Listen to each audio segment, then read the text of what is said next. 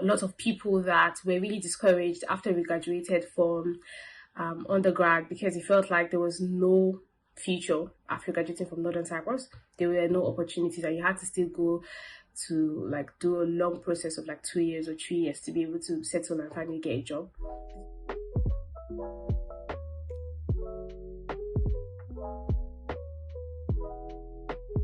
Hi guys, welcome back to my YouTube channel. Dorcas here.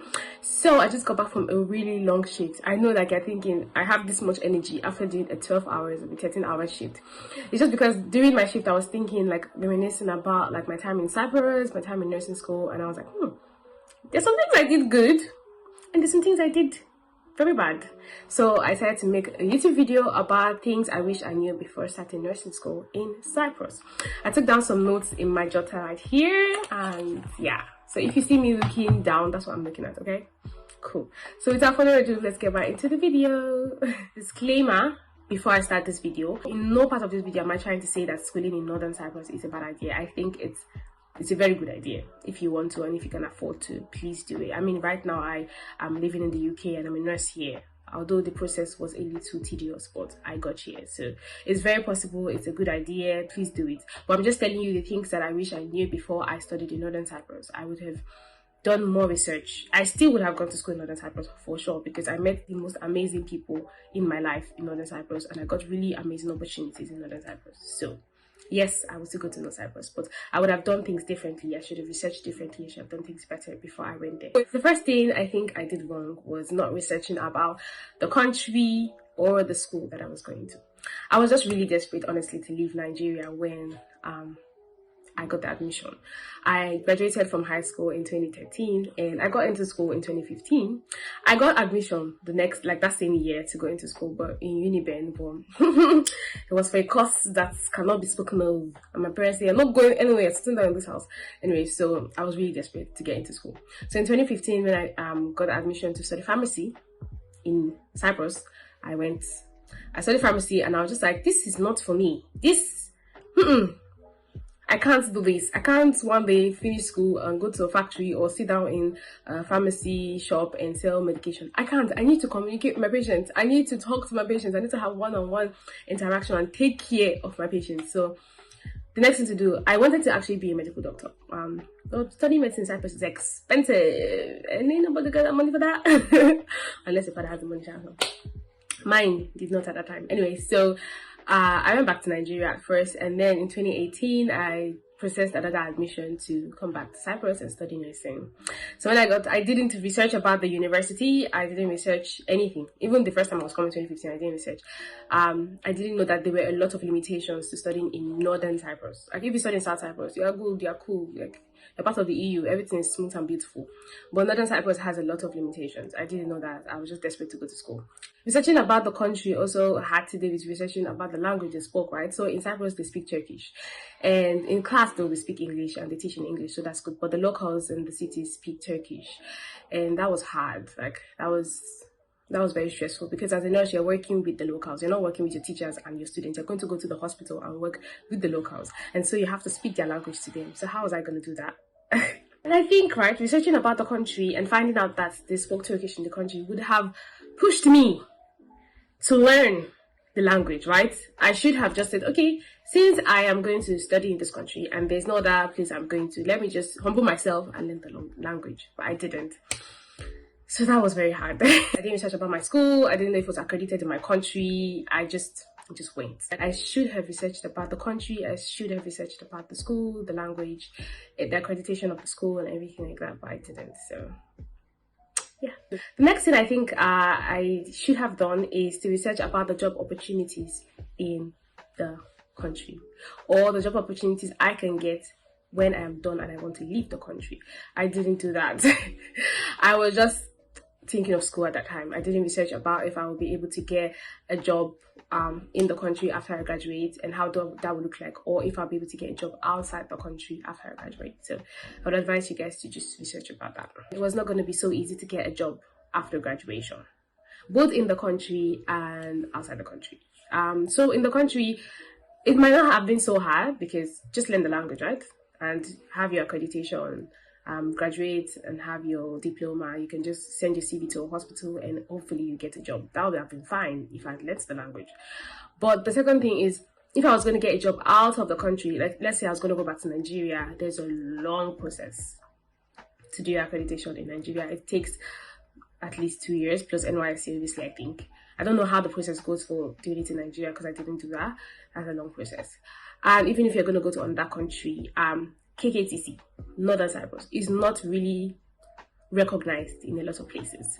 The US doesn't recognize it. It recognizes Cyprus, Republic of Cyprus, which is the south side where they speak Greek, but the north side is not really recognized. It's only recognized by the Turkish, like Turkey. That's why it's called Turkish Republic of Northern Cyprus, right? The UK too doesn't really recognize it, so you would have to do a lot of like exams and stuff. And I don't think that's a problem, honestly. If you're ready to go through with it, just you can do it and you'll be fine. That's the second mistake I made. I wish I researched about the job opportunities in the country and what it will take me to work out of the country. The third thing I wish I knew before I started nursing school in Cyprus would have been to ask a lot of questions. Now, not just researching this time on the internet, but when I got to the university, asking questions from my lecturers and asking questions from my seniors. So getting acquainted with people that were already in the system and knew how things worked, right? So I didn't really do that until my final year, until I was in my master's actually. So if I had gotten acquainted with my lecturers or gotten acquainted with the seniors ahead of me that had graduated, and I would have been able to ask them questions about like the job opportunities, what I was able to do after I graduated, how the system works in Cyprus and all these things, but I didn't.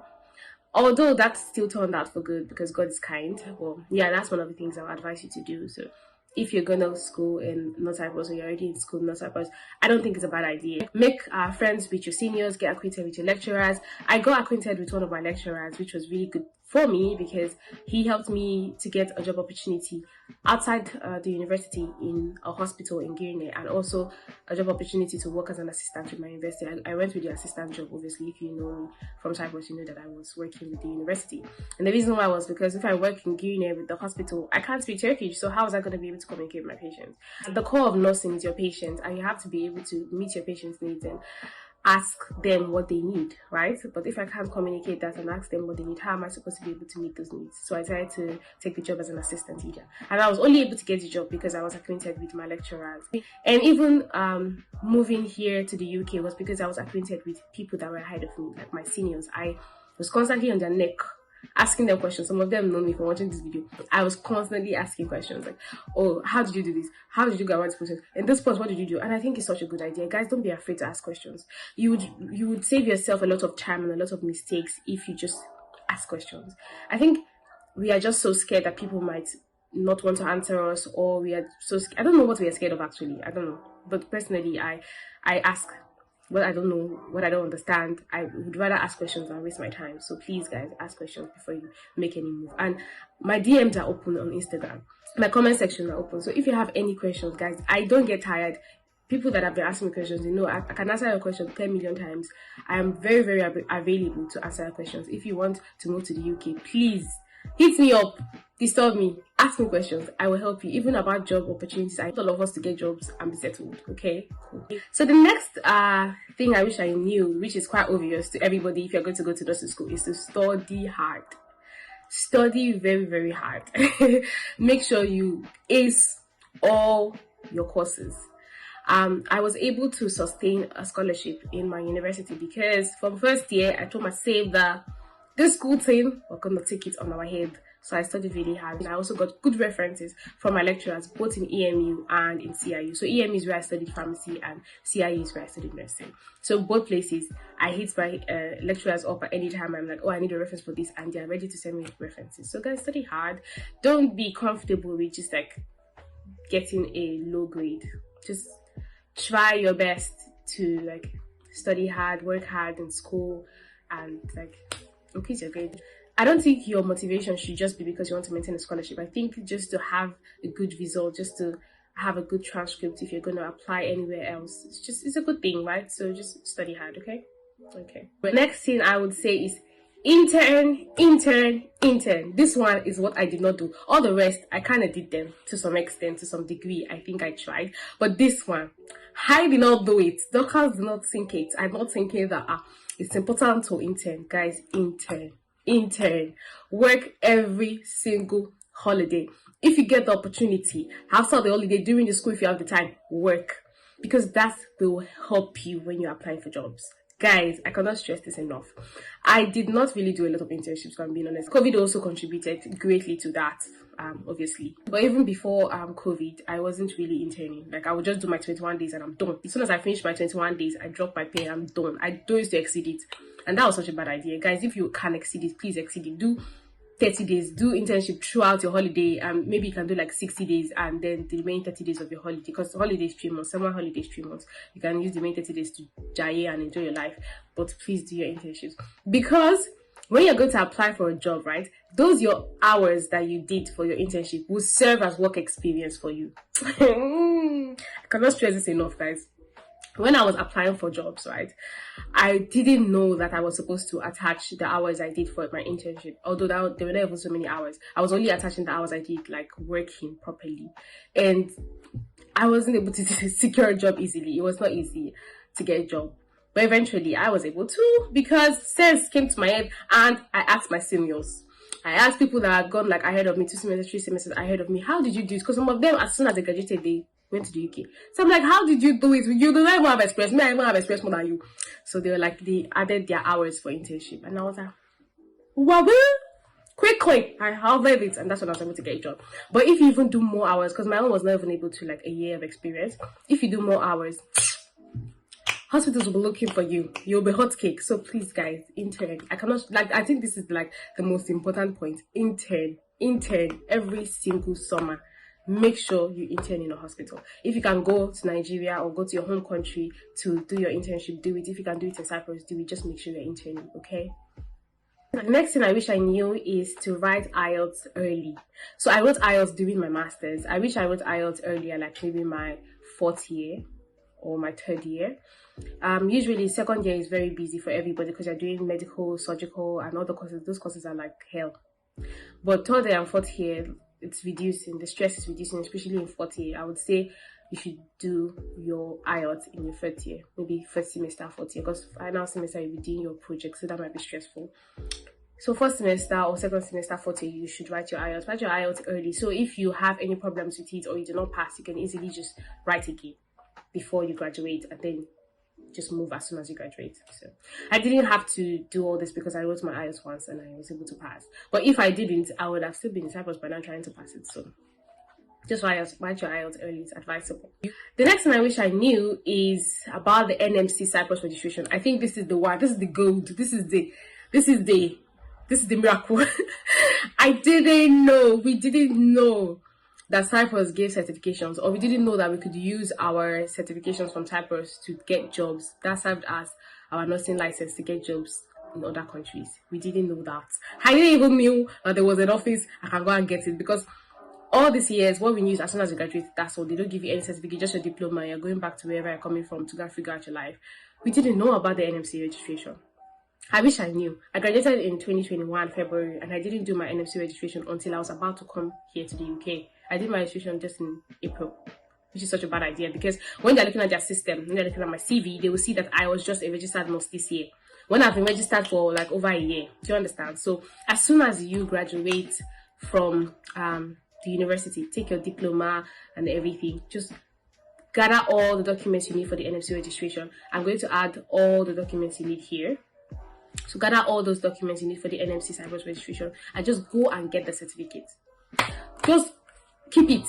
Even if you're not doing anything, even if you don't want to move to the UK, you don't want to move to the US, you want to go back home, just have it for yourself and keep it, because that serves as a license for you, okay? Many countries will recognize it as your license, so please just have it and just keep it, okay? And finally, the last thing I wish I knew is do not be discouraged. I know a lot of people that were really discouraged after we graduated from undergrad, because it felt like there was no future after graduating from Northern Cyprus. There were no opportunities, and you had to still go to like do a long process of like 2 years or 3 years to be able to settle and finally get a job. Do not be discouraged. Northern Cyprus is a really good place to study. It is safe. I don't know about right now because things are really changing in Cyprus, and it's quite affordable in comparison to a lot of countries in the EU and in other parts of the world. So Don't be discouraged. Cyprus is a good place to study, and you can move from Cyprus to the UK. The process is quite different because you are not part of the EU. If you were the Greek side, okay, you can just go straight forward. But we are in the Turkish side. But you are still not exempted from moving to other countries. In fact, there were opportunities for me to also move to the US. It's just that would have taken a longer time, like a year. But this UK process was so fast, so that's why I did this one. Anyway, so I've come to the end of the video. I hope it was not too boring. These were just things that came to my mind that I wish I knew, I wish I did differently when I was in Cyprus. Thank you so much for watching this video. If you enjoyed it, please do not forget to give it a thumbs up and comment and subscribe and hit the notification bell so you're notified when next I post a new video.